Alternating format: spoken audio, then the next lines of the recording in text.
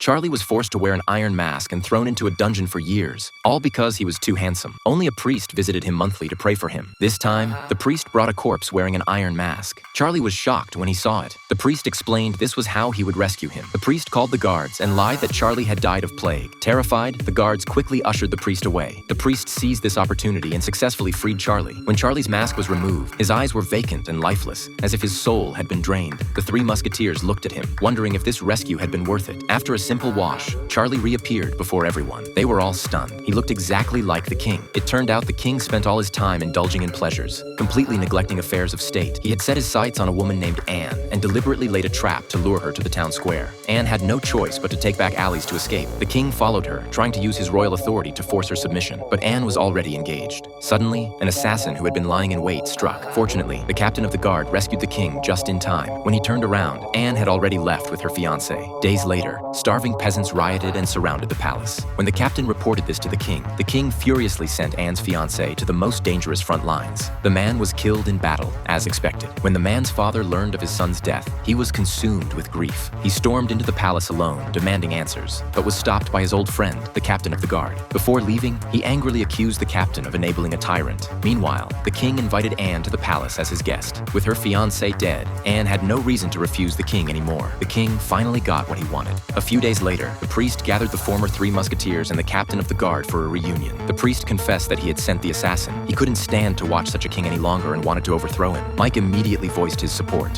vowing to avenge his dead son. But the captain had sworn eternal loyalty to the king and ultimately parted ways with the three musketeers on bad terms. So the priest led the three musketeers into action, which brings us to the opening scene of Charlie's rescue, because Charlie was none other than the current king's twin brother.